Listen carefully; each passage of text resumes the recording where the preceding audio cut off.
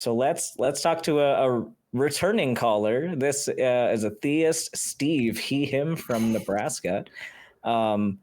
This time wants to talk about evidence for the flood. And it sounds like a few different topics here, but we'll see what you got, Steve. Pick your favorite topic out of the list that you gave us today. Okay. Yeah. Hi, Dr. Ben, Richard. Yeah. Thanks for having me again on your program. So, yeah, last time we discussed my belief in the Supreme Elohim, whose signature, I believe, has been found written in life's genetic code based on the structural components, of atomic masses of amino acids, among those determined by the first two sequential nucleotides that encode for whole family codon-based amino acids, thereby formulating the equation. Yeah, you gave that whole argument, and essentially my argument against that, Steve, if you remember, is that you could make up an equation with, like, if you have an answer you wanted to get to, you could make up an equation to get that number that you want. So this is not a good argument. What do you got for us today? Well, yeah, but that number 37 multiplied by its weird number 73 equals 2,701, which is right. But what's your topic for today? Do you want to continue on that, Steve? Do you want to continue on that same topic, or I saw, like for your call screening, that there were a few different topics that weren't that one. Okay. Well, what were the other topics? Evidence. So what I'm calling for now is to present evidence that meteor showers in conjunction with meteor impacts had precipitated a quarter-mile high biblical flood as evident by Burkle's crater, the Camille crater, and the Hembury craters, whereby these 5,000-year-old meteor impacts had evidently formed a mega tsunami wave, thereby resulting in the extinction of all humans who resided near low-lying coastal regions. That's not a biblical flood. That's not how the flood's described in the Bible. So, what are you arguing for? Are you arguing that there was a tsunami wave that was half a mile high, or are you arguing that the biblical flood was true? Because they're not the same thing. That's not how the flood's described in the Bible. Right. That's not exactly how it's depicted. But in addition to this 300-meter high mega tsunami wave, this coincided with 100 meters of rainfall precipitated by millions of jet-sized comtissimals that fragmented from the Atlas 2019 comet. Even if that's true, that's not how the flood's described in the Bible. So are you arguing for a biblical flood, or are you arguing that there was a flood at some point on Earth? Well, there was. What I'm arguing for is there was this great flood that happened in the time frame. Are you arguing for a great flood that meets the description of the Bible? Like, are you asserting that there was a global flood that killed all of the people, all of the animals, except for those on the ark? Is that what you're claiming? I'm claiming that based on the aforementioned creators of evidence, we should conclude that the Elohim very well may have indeed rescued Noah, his family, property, and livestock. Steve, if we're going to continue this conversation, I don't want you to read something that somebody else wrote to us. Like, I can go look things up. At the very least, paraphrase what you're reading into your normal language. Like, because I'm not convinced that you understand the things that you're reading. Right? Like, if you really understand a material, it should be easy for you to take the information that's written in one place and then retell it in your own words. Can you do that for us? Yeah, those are my words that I have myself written. That you wrote. Did you write a paper on this? Are you citing yourself here? Yes. All right. What exactly was the thesis of your paper, and what evidence do you have that supports that thesis of your paper? And where was it published, so we can actually go and have a look at it now while we're talking to you? Okay, so this quarter-mile high flood described in the Bible is evident by the fact So that wait, hold on, wait, please. You've just said you wrote a paper on this. Where is this paper published so I can actually go and pull it up now, as I did last time you called? When I was a backup host last time you called, and I pulled the paper up, and while you were talking to the host, I had a quick scan through that paper you cited. Now, you've just said you wrote a paper on this. Where was the paper published? Oh, it's in my own email. It's not something published online. Now, I do have a paper. So you didn't write a paper then? You've just written yourself a few notes, essentially. Right. No, it's not like I went to, it's not published online, but it's a paper. No, that's fair enough. I just want to clarify, because if it's something that's been published, as you kind of inferred, I want to go to the source and have a look at it and be able to read it and just kind of see what you've put in detail. But no, just carry on then. If it's just something you've just written to yourself, there's no problem with that at all. Let's kind of walk through that, because my main problem with the last time you've called, and I appreciate I wasn't the one talking to you, but my main problem with last time when you called, you came to a conclusion based on the paper you gave that was not shared by the authors of the paper yourself, which, as Ben suggested, kind of infers a little bit that you're not really reading these papers correctly, that you're not understanding them, and you're kind of jumping from the information in them to a different conclusion. That's kind of just been built upon by your introduction to this topic, where you've said, there's all this information about this worldwide flood, and it is the biblical flood. You seem to be doing the same thing you did with the last one. You seem to be taking this information, general information that's been written about, and then forming a conclusion, which is not the conclusion that the information itself gives. And I seem to recall last time when I think you'd already gone off the call, and I kind of spoke at the end of the show. And I said, the next time you call in, I'll be really, really interested in your evidence for God's existence. Now, we don't have to talk about that. You can talk about this flood if you want, but I just don't want to spend half an hour on a call with you where we're just getting this disjointed information where you're talking about something that very might well have happened on the earth in the past, that information might be out there, but then you're jumping from that information, that evidence, to a conclusion which that evidence does not reach. And you're kind of using this evidence to inform a conclusion which doesn't follow from the evidence. And that's problematic. It's problematic for me listening to you because it doesn't convince me. But a bigger part of that problem is that it should be problematic for you, because you don't want to be. I don't think you're a nice guy. You seem like you really think a lot of things through, but you don't seem like the kind of guy who wants to believe things for bad reasons. You want good reasons for believing them. And what I've heard so far from you on your last call and on this call is that you're believing things for bad reasons. So let's make sure that if we're citing this flood, if you're using it to prove the biblical flood, that the information follows that it does in fact evidence a biblical flood. And you're not just talking about a generic flood that might have happened on earth, but it's actually got nothing at all to do with the biblical flood.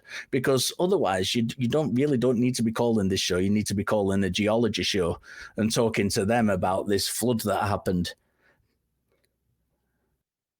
Well, I do have a paper that's online that I'd like to cite that further proves the biblical. Okay.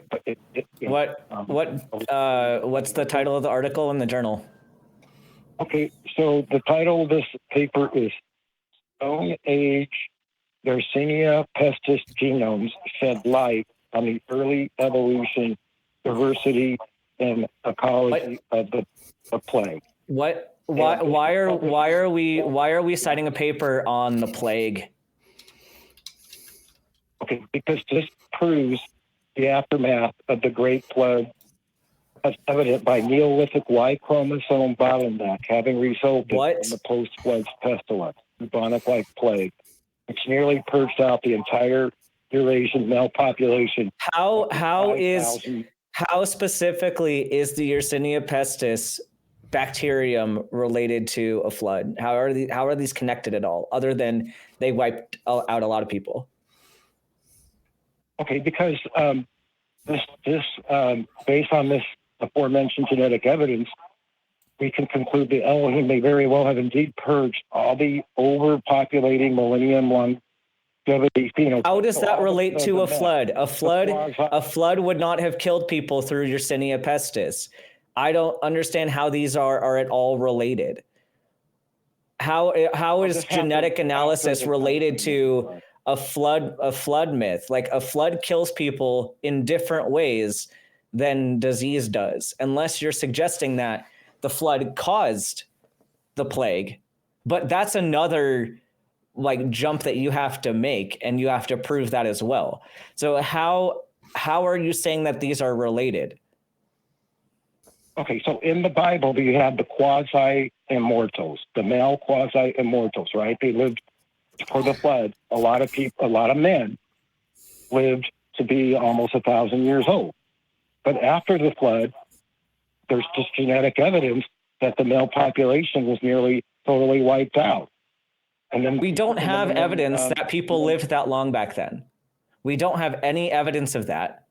And how are you suggesting DNA proved that, people like did live that long and then suddenly didn't after the flood? How would I want to understand your thought process on how this extinction happened? Okay, so in the Bible, the flood, the Septuagint time frame for the flood was 5,000 years ago. And that's when this Y-chromosome bottleneck occurred. And we have genetic evidence of that. And the men in the genetic Bible, evidence? Quasi-immortal. What genetic evidence do we have? Well, we have plenty of genetic evidence for the Y-chromosome bottleneck. You could just... No, I ask what is the specific evidence? What traits are specifically in this bottleneck? What genes are we talking about on the Y chromosome that are part of this bottleneck? Or are you just saying things that sound sciencey and not really understanding what you're saying? No, the Y chromosome was wiped out from pestilence after the flood. Except that's not the case, because humans still have a Y chromosome, so that can't be possible. How did the Y chromosome come back if suddenly everybody lost a Y chromosome? Well, you're not making any sense. Not every male had this Y chromosome. Adam was the first to have this, to be quasi-immortal. There were still men around before him. You're suggesting that there were people who did not have a Y chromosome that were men. No. What I'm suggesting is there were people that had Y chromosomes that did not have this longevity on this chromosome. And that's what I'm trying to get at. Like, what are you suggesting the longevity? Like, what do you think that longevity is one specific gene on the Y chromosome? Do you think that that's how genetics works? I'm postulating that there were quasi-immortal men before the flood. Steve, what are different ways that people can die? What are different ways that people can die? I'm not a geneticist. Start listing stuff. Start listing stuff like causes of death, right? It's simple. People can die of drowning. People can die of trauma. People can die from cancer. People can die from pneumonia. People can die from all kinds of different things, right? Those are all each things that could decrease longevity of a human, correct?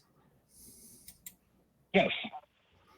So each thing has a risk associated with it, right? So different people have different risks of contracting disease. People have different risks of dying in a flood based on where they live on the planet. They have different risk of sustaining trauma, whether that be personal choices or choices other people made, like if someone gets in a car accident, right? There's different risks that people have that determine how long they live.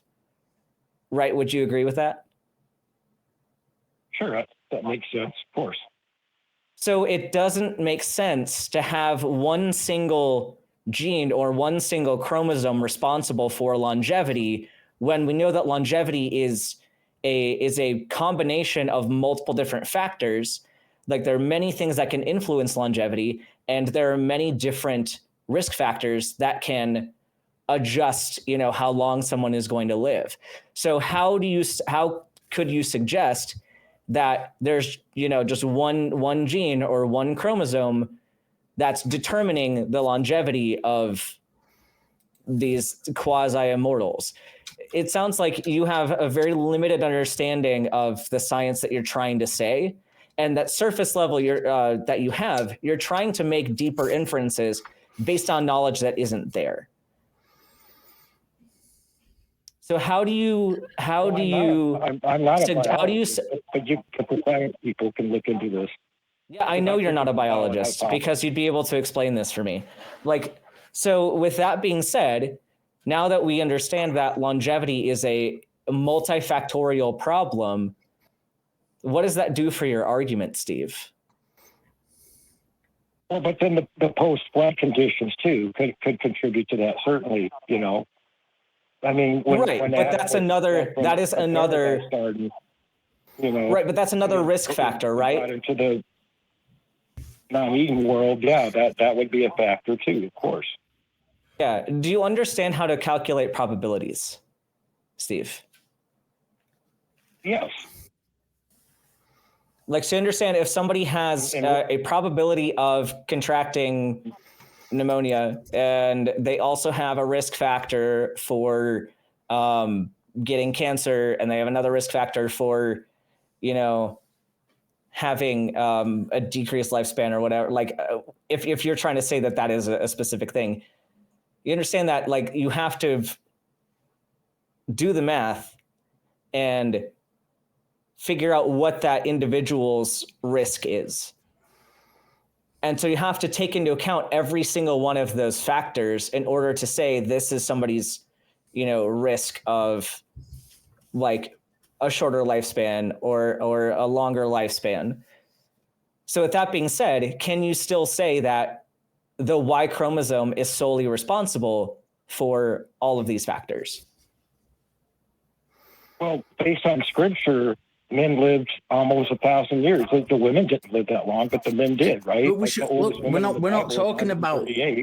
We're not talking about scripture, Steve. Your call is to say that there is certain evidence that we have, scientific evidence, historic evidence that we have that prove that a flood happened. First of all, that's the first level of what we're talking about.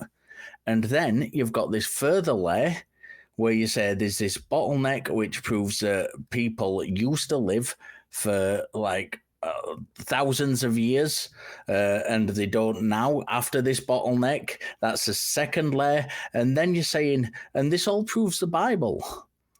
But you can't just jump, well, in the Bible it says this, because that's the thing you're trying to prove. So that shouldn't inform any of this other information that you're giving us. That shouldn't inform any of that at all. It doesn't matter what the Bible says. It matters about this evidence. The only time we need to bring the Bible into it is when I did earlier, when you start saying, well, the evidence says this, and that's not confirmed by the Bible, because then you're trying to use that to say this thing happened, but we can tell by the source of the Bible itself that doesn't match the evidence that you're giving, so it doesn't prove the Bible.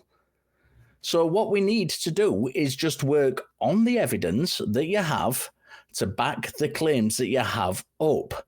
So if you're saying this bottleneck and this DNA evidence proves that people used to live for thousands and thousands of years, what you need to do is go to the papers that have been published using this evidence and come to that conclusion. You don't just extrapolate from this evidence, well, that's what happens because that's what the Bible says. Use the papers themselves, and this is what I was trying to say to you before. In the previous paper you showed us, you gave us this paper which you claimed proved a certain narrative that you have, but that was not the conclusion that the paper itself made. You just took the information. Go on, Okay, please. Richard, the paper that I cited last time I called in concluded that panspermia, life was seeded on Earth by panspermia. Well, how did that? It did not conclude that God exists, though, which is the extrapolation you made from it. All I did was just take your conclusion and just add one more. Yes, but there was no evidence for that calculated from what extra they step. concluded. This is the problem that we have, because you're taking a thing now. Even let's just say that was the best paper in the world that was ever written. It wasn't. I sent it to my friend Scott Dick, who's a host on this show and also knows a thing or two about math. And he had a look at it and he said the math in it was questionable. But let's just say it was the best paper ever written, and all its findings were absolutely rock solid. The conclusion that that paper gave was not the conclusion that you wanted to extrapolate from it. You wanted to add an extra layer, but you were trying to use this paper to evidence this extra layer, and it wasn't there. That information was not in the paper you were using. You were saying the paper says this, the paper says this, the paper says this, therefore this other thing which is entirely unrelated to the paper and wasn't concluded by the paper. And it's that other thing that we need to bridge, because it's honestly, it's no good. And I sound like I might be flogging a dead horse here. And, you know, I'm really, really not getting it. I'm not trying to have a go at you and jump on your back. But it's so important that you realize, it's so important that you realize that you can't just make that leap. You can't say all this evidence, therefore God, when that evidence doesn't conclude God. And that's the big problem. You need, forget about the base layer of evidence, forget about the conclusion. You need to bridge that gap. You need to show further evidence which bridges that gap, and that's what you're not doing. And that's why this is so frustrating, and we keep jumping on you about it. Well, how can I show evidence if it was wiped out by a flood? You know, these say that again. Millennial-year-old people were wiped out in the flood. I can't. We'd have. So why are you forming that conclusion? We'd have evidence. Like, a flood is a physical phenomenon, right? And floods leave behind things. Yes. Yeah, floods leave behind evidence of themselves. Floods leave behind like geological strata. You should expect to see remains end up in those layers. You should expect to see evidence that this happened. There are ways to demonstrate this if it happened. And if you don't have evidence for that, you should not be believing the claim. But there's no evidence against it either. You can't just. That's not how it works. That's not how it works. We don't form conclusions because there's no evidence against it. We need to you need to evidence the claim that you're making. You need to come up with a hypothesis and disprove that hypothesis. And there being no evidence against it isn't trying to disprove that hypothesis. That's just saying, I really, really want to believe in this, and I do believe in it really, really hard. I can't see anything against it, therefore it's true. That's not how it works. That's not trying to disprove your hypothesis. I know I probably explained that in a really bad way that does sound like it is. But... Well, isn't it awfully coincidental that 95% of the male population was wiped out 5,000 years ago in the time frame? You can't demonstrate that, though. You have yet to demonstrate that fact. How do you know that? It's in the paper. The Stone Agers. Pestis. Do you believe, Steve? Do you believe every single publication that's put out to the internet? Well, this isn't published in the Proceedings of the National Academy of Science a few years ago, so it's relatively recent. A few years ago. What year was it published in? What do you have the? Yeah. What's this? Give me the specific citation. Okay. It's titled Stone Age, and then Yersinia, Yersinia, pestis, pestis, genomes, shed light on the early evolution, diversity, and ecology of the plague. So I found the paper. I found the paper. And this, and so the other thing too, so this is, I'm looking at this right now. This is not at all talking about the flood. This is about Yersinia pestis genomes, talking about like the early evolution, diversity, and ecology of plague. So this is specifically with regard to the bacterium Yersinia pestis and how it evolved throughout the Neolithic period. Like, so it's about plague populations in Eurasia and how geography, different ecological niches, and archaeology, and how the plague spread during that period and how it affected cultures and animal populations. This has nothing to do with the flood at all. Okay, but they have dug up all these graves with these remains that are 5,000 years old, and they're men. Yeah, they dug things up that between a window between 6,000 and 4,000 years ago, and they dug up people and animals that were from that time period. There's nothing in here with reference to a global flood. This is not even talking about like the whole point of the paper isn't about a flood at all. It is about plague. It is about a disease. They don't investigate a flood at all in this paper. That spreads, the disease that spread from rats. And rats. Yeah, we know that plague exists. This is how did you relate this back to a flood? There's no flood mentioned in this paper at all. This is about disease transmission. This is a public health paper.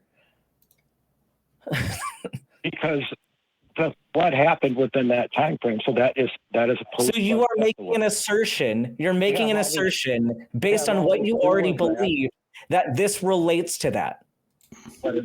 You have not provided any evidence that these are related, and you've just asserted that a flood happened during that time frame across the entire globe.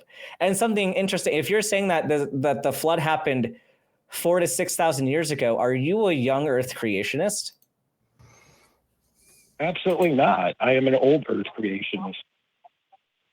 You believe that Adam was the first bioengineered person 6,000 or 7,000. I thought it was the Julian timeline, not the Messianic timeline chronology. So you believe that Adam came after global civilizations? 7,000 years ago. That was before global civilizations. So you are okay. So I guess you believe in an old Earth, but you believe in like a young human population. No, I believe the bioengineered by God, are 7,000 years. I believe that there were people. Do you believe that the ancient Egyptians were something different than that? Well, the ancient Egyptians are not going back 7,000 years ago. They're only going back about 3,000 or 4,000 years, 3,500 years ago.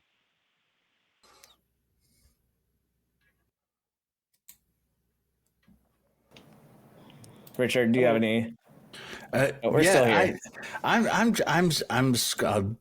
don't want to keep going around the same roundabout, but we've got this thing, Steve, where we've got, you've got this conclusion that you want to prove. You want to prove the Bible. And you're looking at these different factors, these different scientific papers, and you're saying, if the Bible is true, this proves it, because in the biblical timeline, this would have happened then, and I am correlating this event with this biblical event. Even though the paper itself, the evidence itself, is not demonstrating anything to do with the Bible, anything to do with the claims in the Bible, you're just bridging these two things But the bridge is not made of evidence. The bridge is made of Steve really wants to believe this is true. And this is a problem. It's a real big problem. And I keep trying to get you to, drop the Bible out of it. Just drop the Bible out of it. Because several times during this call on different subjects, you've said, we've got evidence of this, this, and this because the Bible. But it's the Bible that you're trying to evidence. So we can't do that. You can't do that. You can't say that the Bible is true, therefore this evidence says the Bible is true. What you need to do is follow the evidence which shows the Bible is true. And this isn't, well, I tried explaining that really badly. I tried to explain this last time, by the way, so I apologize for that. But this is what you're doing. You're starting with this evidence, which is in scientific papers, and then you're making the leap to the Bible.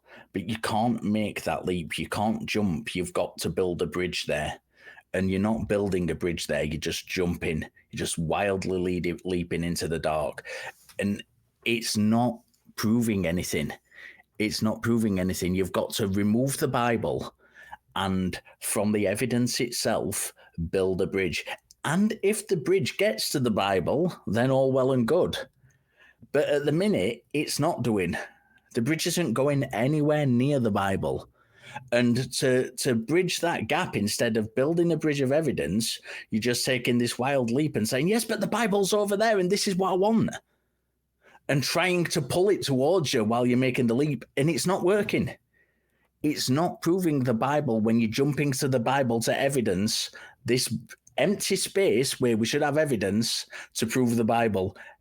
And it's really, really frustrating trying to watch you do that. You need to go, and I credit you. I genuinely do credit you for making the attempt and going out and trying to look for this evidence. I genuinely do credit you for doing that, because a lot of Christians don't do that. A lot of people who believe in the Bible don't do that. So yeah, hat off to you, genuinely hat off to you for actually going out and trying to find this information. But what you're doing is bad.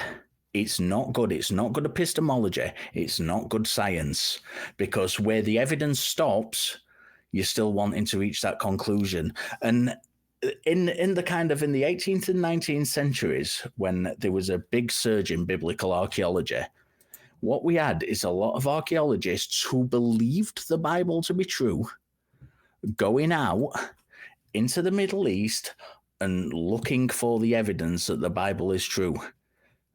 And they didn't find it. And they didn't do what you're doing. They didn't say, well, we can't find that evidence, so we're just going to make a leap and say, well, it proves the Bible anyway. What they said was, oh, shit, something's not making sense here. This evidence doesn't say what we thought it said. And that is good science. That is really, really good science. And it doesn't matter that they were Christians wanting to prove the thing. That part of your journey, there's nothing wrong with at all. That you believe this stuff to be true and you're going out and looking for evidence. That is commendable. There's nothing at all wrong with that. The problem is where you're not stopping where the evidence stops and saying, that's interesting. That doesn't actually prove what I thought it proved. Let me rethink and let me go back and see what this evidence might say and how that actually informs my belief. What you're doing is saying, I really want to believe this anyway. So fuck what there's no evidence there. I'm just going to jump into the abyss. That's not good science. It's not good epistemology. You really, really need to stop doing that, Steve, because it's you as a person should be credited for looking for the evidence, but that credit is getting taken away when you're just taking this wild leap of faith when it stops. And it really, really is. It's bringing you down as a person. It's bringing you down as a person who's genuinely wanting to look for these things. It's taking all that credit you've earned in this sincere approach you've got. It's taking all that credit and just throwing it away because you're looking for the evidence. It's not there, but you say, no, fuck it. It works for me anyway. And that's bad. Well, Richard, can we at least agree that there's scientific evidence of a great flood and of the bubonic plague? No. And this is in the Bible too. I don't know what the evidence is, because you've not presented any evidence for that. Ben's just literally walked you through what the paper says and how it doesn't relate to any kind of flood. So I can't agree with that based on this paper. Yeah, this is another issue with your argumentation, is that you're saying that you have evidence, but you're bringing up a paper that talks about something very specific in a very specific context. And you're saying that that paper is then evidence of something completely not related to the paper. You can't do that. You have to find a separate citation then to prove that there's a connection between your claim and this paper, because that paper that you gave us does not connect any of these together. So you have some other homework to do. And I'm not going to say that there's nothing out there, because, I haven't gone out and looked for that. But you have to find, if you're going to use a citation to back up a point, you have to make sure that that paper actually does back up your point. Okay, fine. I'll find a paper about quasi-immortality, pre-flood, and I'll see if I can find something more specific to that, and then I'll call Steve, back and find that paper. Do you know what frustrates me so much about this is, apart from the stuff, I'm not going to rehash the stuff I've already said to you, but what frustrates me so much about this is there are so many good papers there about the Mesolithic and the Neolithic. I've read a lot of these papers. They're informing some of the work I'm doing currently. ACA work, personal work. They're informing some of that. I'm reading a lot of that stuff in them at the moment. I already had a good idea about the Neolithic stuff, but the Mesolithic stuff, it's the first time I've really started looking at it, and I'm looking at the aspects of ritual and belief and burial rites and things like that. Yeah. And there's a lot of good information out there, and it's really, really interesting. It's a fascinating area of study, and I just think you're wasting an opportunity of really informing yourself on something which is, and it's one of those fields of study. It's kind of like cosmology, where it's or the study of consciousness, where we're kind of in the infancy of it. There's still a long way to go, but what we're finding is fascinating and really interesting, and overturning a lot of our preconceived notions that we had about things. And there's a wealth of fascinating stuff out there. There really, really is, that you could be investing your time in. And, this kind of study of anthropology, which you seem to be interested in, it's a really worthwhile study. It's an exciting field to be involved with. It's really exciting. There's lots of information, and it's stuff where new information's coming to light all the time. It really, really is. I found out just recently that something like 5 miles from my house is a site which is still there, and they've found thousands and thousands and thousands of metallithic objects from there, and it's so exciting that I can go to that site. I'm fortunate that I live in a place where we have these old sites, and I can physically go to that site with no effort.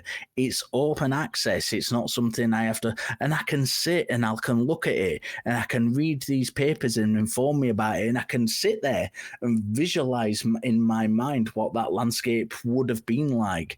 Where I work, I can see from where I work a 2,500-year-old Celtic fort, and which sits on top of a prominent hill, and I can see it from where I work. And I love to sit there when I've got a couple of minutes and just look at the hill and imagine what the landscape would have been like, and what the people would have been like, and what they would have been thinking in their practices. I love doing that. It's a fascinating area. And I just feel you're wasting an opportunity trying to kind of jump these gaps to try and prove the Bible, instead of looking at the evidence that is actually there and really getting involved in that. You can do that. and still have your religious belief and still have your religious faith. It need not, you don't need to give that up to genuinely seek this stuff out. But you are doing yourself a disservice when you make these connections that aren't there. You're really doing yourself a disservice. And I don't want to see that, because I know you're curious and I know you've got passion and I know you're invested in this. And I want to see you truly and honestly, get satisfaction from this. And ultimately, that's not going to occur just by bridging gaps that aren't there, making bridges from evidence that isn't there. And I think you should, my kind of advice to you as someone who's interested in this and gets someone who gets so much joy out of this field myself, is actually study the stuff for study's sake. Not trying to prove the Bible, or even if you do try and prove the Bible, stop where the evidence stops. It needn't affect your religious faith. Nobody's saying you should stop being a Christian or you should stop being religious or believing the Bible is true. But where the evidence stops, you should stop. And that's that problem that is there when the evidence doesn't inform the Bible, is for you to reconcile within yourself. That's a journey for you to take, but don't diminish yourself and limit what is such a fascinating field of study and an exciting field of study by trying to make these connections. Well, Richard, Did you know that the Stonehenge was built 5,200 years ago, and then it had to be rebuilt a few hundred years later, 4,900 years ago? Did you know that? And you know why that I've really not looked at Stonehenge. I've got lots and lots and. Yeah, Steve. I think we're gonna wrap up this call for today. I think go find some papers, bring us some evidence, and as far as the Y chromosome topic, I've got some stuff that I'm looking into. I'd be happy to talk with you specifically about that issue in a future call. But I think we each have some homework we're gonna do, and then we can come back and address this later. But I hope you have a great rest of your day, Steve.